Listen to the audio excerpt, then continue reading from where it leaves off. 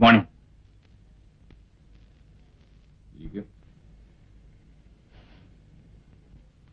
കുടിക്കാൻ ചായയോ കാപ്പിയോ കൂൾ ഡ്രിങ്ക്സോ?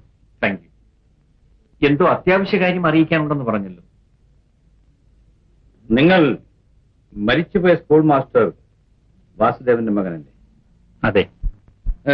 ക്ഷയരോഗം പിടിപെട്ട് ചികിത്സിക്കാൻ പണമില്ലാതെയല്ലേ അച്ഛൻ മരിച്ചത്? അതെ. അമ്മ കടം വാങ്ങിയും തറവാട് വിറ്റും നിങ്ങളെ ഒരു ഡോക്ടറാക്കി. അതെ. ഇപ്പൊ ഇതൊക്കെ ഞാൻ അന്വേഷിച്ചറിഞ്ഞ കാര്യങ്ങൾ സത്യമാണോ എന്നറിയാനാണ്. മുടന്തിയായ ഒരു സഹോദരിയെ വിവാഹം കഴിച്ചിട്ടുമില്ല. ഇല്ല. നിങ്ങൾക്ക് കിട്ടുന്ന ശമ്പളം കൊണ്ട് ഒരു കുടുംബം പുലർത്താൻ തന്നെ ബുദ്ധിമുട്ടല്ലേ?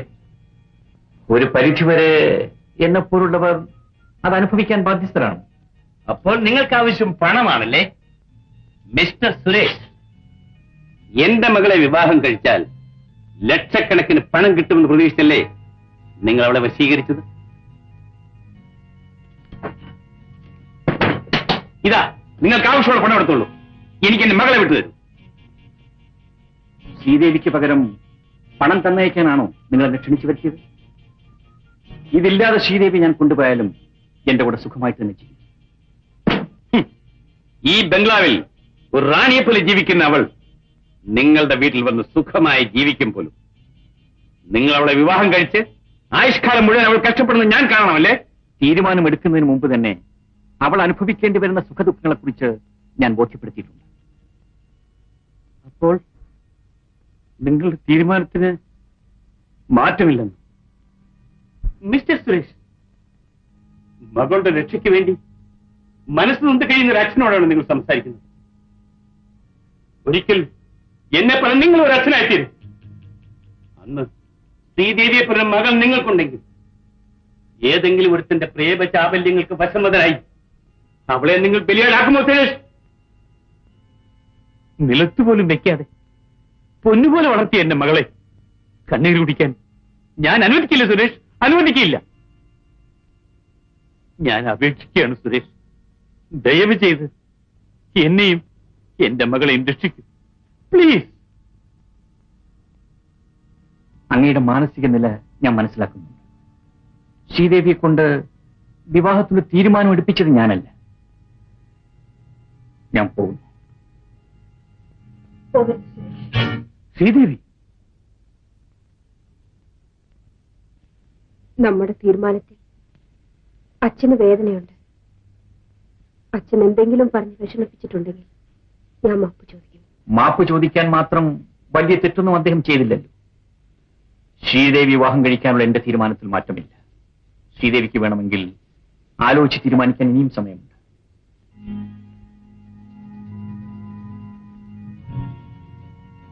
എന്റെ മകളെ ചികിത്സിക്കാൻ എത്തിയത് ഇതിനാണെന്ന് ഞാൻ നേരത്തെ അറിഞ്ഞിരുന്നെങ്കിൽ രോഗം പിടിച്ചവൾ മരിച്ചു പോട്ടെ എന്ന് ഞാൻ കരുതുമായി. ശ്രീദേവി, അച്ഛൻ അവസാനമായി പറയുന്നു, നിന്റെ ഈ തീരുമാനത്തിന് മാറ്റം വരുത്തിയില്ലെങ്കിൽ ഈ മുല്ലശ്ശേരി തറവാടിന്റെ മുറ്റത്ത് വെച്ച് ഈ വിവാഹം നടക്കില്ല. ഞാൻ അത് നടത്തിയില്ല. എനിക്ക് ഈ ജീവിതത്തിൽ വിവാഹമുണ്ടെങ്കിൽ അദ്ദേഹം മാത്രമായിരിക്കും അച്ഛൻ എന്റെ ഭർത്താവ്. അച്ഛൻ ഈ വിവാഹം നടത്തി തന്നില്ലെങ്കിൽ ഞങ്ങൾ എവിടെങ്കിലും പോയി വിവാഹത്തിനായിക്കൊള്ളാം. മോളെ, ഭർത്താവിനെ തിരഞ്ഞെടുക്കാനുള്ള സ്വാതന്ത്ര്യം നിനക്കുണ്ട്. ഒരു അച്ഛനെന്ന നിലയിൽ നിന്നെ ഉപദേശിക്കാനുള്ള അവകാശം എനിക്കുണ്ട്. ഈ കാര്യത്തിൽ ഏറെ ജീവിതാനുഭവമുള്ള നിന്റെ അച്ഛന് നീ ഇത് വിട്ടുതരും മോളെ. ഞാൻ നിനക്ക് വേണ്ടി നല്ലതേ പറയൂ, നല്ലതേ ചെയ്യൂ. മോളെ, നീ ഇത് കേൾക്കുന്നില്ലെങ്കിൽ പിന്നെ അച്ഛനൊന്നും പറയാനില്ല. നിന്റെ ഇഷ്ടം പോലെ നടക്കട്ടെ. പക്ഷെ വിവാഹത്തിന് ശേഷം നിനക്കിങ്ങനൊരു അച്ഛനുണ്ടെന്നുള്ള കാര്യം നീ മറന്നേക്കും. അച്ഛൻ ഈ മകളെ ഉപേക്ഷിച്ചാൽ പോലും എനിക്കെന്നും എന്റെ അച്ഛനും അമ്മയും അച്ഛൻ തന്നെയായിരിക്കും. അച്ഛനെന്നെ അനുഗ്രഹിക്കണം.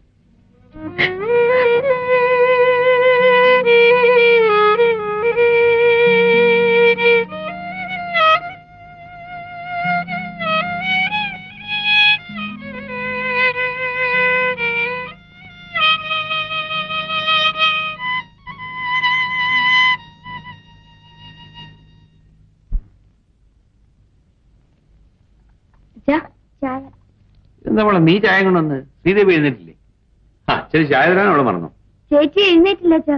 രാത്രി ഒരുപാട് ഇരുട്ടുന്നവരെ ചേച്ചിയുടെ മുറി ലൈറ്റ് ഉണ്ടായിരുന്നു. ഞാൻ ചേച്ചിയെ വിളിക്കാം. വേണ്ട വേണ്ട, ഞാൻ ചോദിച്ചതേ ഉള്ളൂ. യോ നേരെ ഒരുപാട് വെളുത്തു. ഞാൻ ചേച്ചിയെ വിളിക്കാം.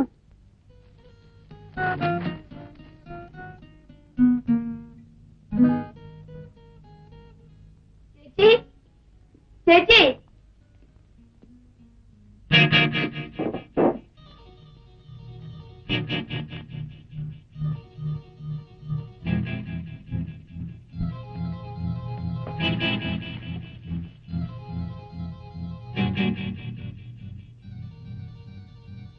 ചേച്ചിയെ മുറിയിലെങ്ങും കാണുന്നില്ല.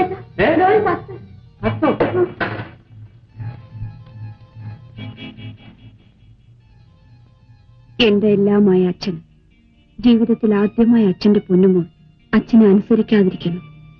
എനിക്കതിൽ ദുഃഖമുണ്ട്. ഈ കത്ത് അച്ഛന് കിട്ടുമ്പോഴേക്കും ഞാൻ അദ്ദേഹത്തിന്റെ ജന്മസ്ഥലമായ മേപ്പാടി ഗ്രാമത്തിലെ വിഷ്ണു ക്ഷേത്രത്തിൽ വെച്ച് വിവാഹിതയായി കഴിഞ്ഞിരിക്കും. എനിക്ക് അമ്മയില്ലല്ലോ. അച്ഛന്റെ അനുഗ്രഹം വാങ്ങണമെന്നുണ്ടായിരുന്നു. ഈ കത്ത് ദക്ഷിണയായി ഞാൻ അച്ഛന്റെ കാൽക്കൽ വെക്കുന്നു. അച്ഛൻ എന്നെ അനുഗ്രഹിക്കണേ. അച്ഛന്റെ പൊന്നുമോൾ ശ്രീദേവി.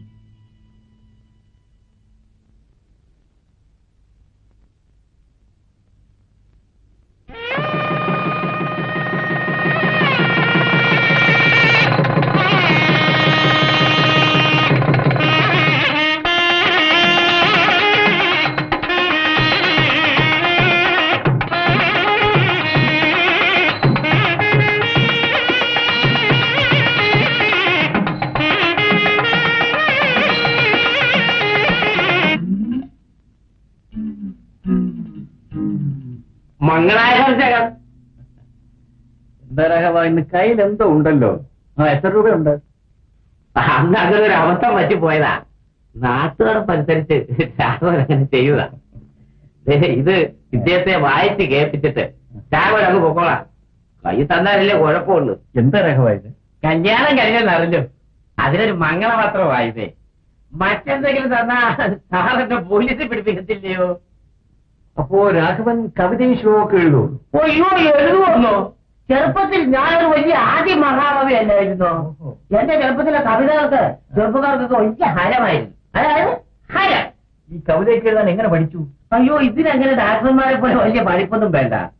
നമ്മുടെ വ്യാസനും വാൽമീകിയും ഒക്കെ വല്ലതും പഠിച്ചിട്ടാണോ എഴുതിയത്? അതുപോലെ നമ്മൾ വന്ന് എഴുതുക. എങ്ങനാ? പക്ഷെ ആളൊന്നും മനസ്സിലാകരുത്. അതായത് എഴുതുന്നവർക്കും വായിക്കുന്നവർക്കും കേൾക്കുന്നവർക്കും എത്രയും മനസ്സിലാകാതിരിക്കുന്നു അത്രയും മോഹനായിരിക്കും. എങ്ങനാ?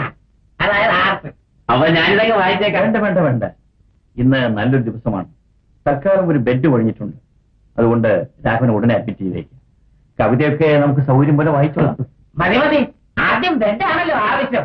എങ്ങനാ? ഏതായാലും നിങ്ങൾക്കൊരു ഓപ്പറേഷൻ വേണ്ടി വരും. എങ്കിലേ നിങ്ങളുടെ ഈ സുഖക്കേട് മാറൂ. ഡോക്ടറെ, എന്നെ അത് മാത്രം ചെയ്യരുത്. ഓപ്പറേഷൻ ഒഴിച്ച് വേറെ എന്ത് വേണമെങ്കിലും ചെയ്തു. ഇതിനു മുമ്പും പല ഡാക്ടർമാർ എന്നോട് പറഞ്ഞിട്ടുണ്ട് ഓപ്പറേഷൻ ചെയ്യണമെന്ന്. ഞാൻ അത് മാത്രം ഇതുവരെ ചെയ്തിട്ടില്ല. തൽക്കാലം മരുന്ന് കഴിക്കൂ. തോമസ്, രാഘവന് 13-ാം നമ്പർ ബെഡ് കൊടുത്തേ. ആ നമ്പർ കൊള്ളൂല്ല സാർ. ഞാൻ പറയുന്നങ്ങ് ചെയ്തേച്ചാൽ മതി. ശരി സാർ.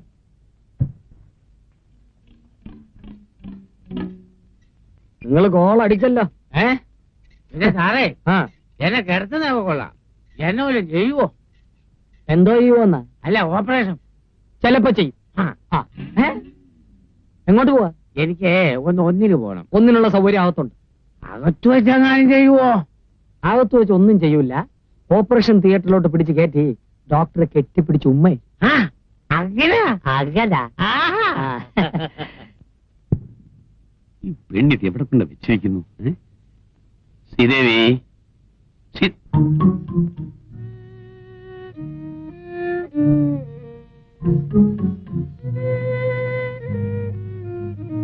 ചേച്ചി ഇവിടുന്ന് പോയിട്ട് 4 മാസമായില്ലേ?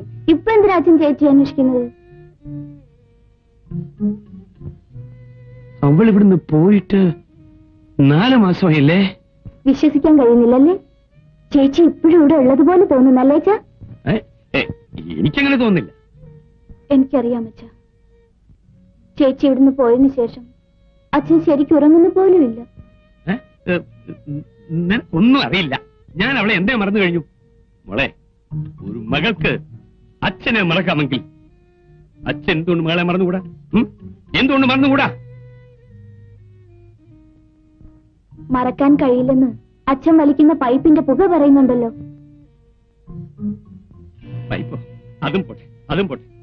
അച്ഛാ, നാളെ ഞാൻ ചേച്ചിയെ പോയി കണ്ടിട്ട് വരട്ടെ. എന്ത്? ഇഷ്ടം പോലെ ചെയ്. സൗകര്യപ്പെടുമെങ്കിൽ ചേച്ചിയെ വിളിച്ചോണ്ട് വരട്ടെ.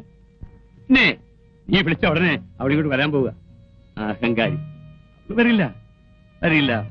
ഞാൻ പോയി വിളിച്ചാ ചേച്ചി തീർച്ചയായും വരും അച്ഛാ. അഥവാ അവള് വന്നാൽ ഞാനവിടെ മുഖത്ത് പോലും നോക്കില്ല. നീ നോക്കൂ. ചേച്ചി, ഇത് നമ്മുടെ മുല്ലേന്ന് പറിച്ചതാ. ഒത്തിരി പൂവുണ്ട്. ഞാൻ ഇവിടെയൊക്കെ തുടച്ചിട്ട് നിനക്ക് പൂച്ച കെട്ടിത്തരാം.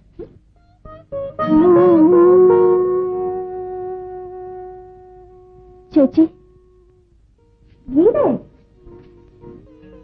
4 മാസം കഴിഞ്ഞപ്പോഴേക്ക് നീ ആളാകെ മാറിപ്പോയല്ലോ. ഒറ്റയ്ക്കാണോ വന്നത്? എന്താ ചേച്ചി ഇത്? ഇവിടെ വേലക്കാരും ഇല്ലേ? വീട്ടിലെ ജോലി മുഴുവൻ ചെയ്യുന്ന ചേച്ചിയാണോ? എന്റെ വീട്ടിലെ ജോലി ഞാൻ ചെയ്യുന്നതിൽ എന്താ തെറ്റ്? നീ വാ, വിശേഷമൊക്കെ ചോദിക്കട്ടെ. ഇരിക്കും.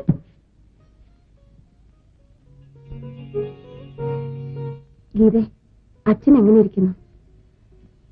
എന്റെ കാര്യം വല്ലതും ചോദിക്കാറുണ്ടോ? ചോദിക്കാറുണ്ടോന്ന്? ചേച്ചി പോയപ്പോൾ മുതൽ അച്ഛന്റെ മനസ്സിൽ തീയാണ്. എല്ലാം മനസ്സിലൊതുക്കി കഴിഞ്ഞു. എന്നിട്ടും അച്ഛൻ ഇതുവരെ ഒന്നും ഇങ്ങോട്ട് വന്നില്ലല്ലോ. ചേച്ചി അങ്ങോട്ടും വന്നില്ലല്ലോ. ചേച്ചിക്ക് വിശേഷമൊന്നുമില്ലേ? വിശേഷമൊക്കെ ഉണ്ട് മോളെ. ഞാനേ ഒരു അമ്മൂമ്മയാകാൻ പോകുന്നു. കൺഗ്രാറ്റുലേഷൻസ് ചേച്ചി. നിങ്ങൾ രണ്ടുപേരും സംസാരിച്ചോണ്ടിരിക്കും. ഞാൻ ഇപ്പൊ വരാം. ചേട്ടൻ എന്ത് പറഞ്ഞു? മോനോ അതോ മോളോ? നിനക്ക് ആരെയാ ഇഷ്ടം? എനിക്ക് മോനെ മതി. ഞാൻ കൊണ്ടുപോയി വളർത്തിക്കോളാം. പൊടി കള്ളി. നമ്മളെ കാത്തു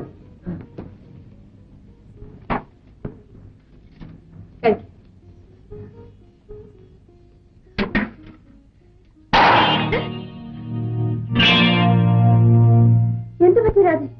മതി മതി, എന്നോടൊന്നും ചോദിക്കണ്ട. ഞാൻ ആരുമല്ലല്ലോ. രാധ ഇവിടെ വരും. ഇവിടെ ഇരുന്ന് സംസാരിക്കാം. കാപ്പി കുടിക്കും. വേണ്ട വേണ്ട, അനിയത്തി വന്നപ്പോഴേക്ക് എന്നെ മറന്നു. നിങ്ങൾക്ക് ഞാനൊരു തടസ്സമാവുന്നില്ല. ശല്യമാണെങ്കിൽ ഞാനിങ്ങ് പോയേക്കാം. രാധയോട് ആരും ദേഷ്യപ്പെട്ടില്ലല്ലോ, പിന്നെ എന്തിനാ ഇങ്ങനെ കിടന്ന് ചാടുന്നത്? ചാടാൻ കാല് വേണമല്ലോ. എനിക്കതില്ലെന്നറിയാൻ പാടില്ലേ? ഞാനൊരു ഞൊണ്ടിയാണെന്ന് വിളിച്ചു പോവാനാണോ 4 മാസം കഴിഞ്ഞ് ഇങ്ങോട്ട് എഴുന്നള്ളിയത്? ഇവളൊരു വായാടിയാണല്ലോ. ചേച്ചി എങ്ങനെ ഇവിടെ കഴിഞ്ഞു കൂടുന്നു? ഗീതേ, നീ എന്താ ഇങ്ങനെയൊക്കെ സംസാരിക്കണം? ആഹാ, ഇപ്പൊ ഞാനായോ കുറ്റക്കാരി? നാത്തൂനല്ലേ എടുത്ത് തലയെ വെച്ചോ. എനിക്കതിന് നേരമില്ല. ചേച്ചി ഇത്ര പെട്ടെന്ന് ഇങ്ങനെ മാറിപ്പോയല്ലോ. ചേട്ടത്തി എനിക്ക് ഞാൻ കാരണം വഴക്കൊന്നും ഉണ്ടാക്കണ്ട. ഞാൻ എല്ലാവർക്കും ഒരു ഭാരമാണല്ലോ. ഞാനങ്ങ് പോയേക്കാം.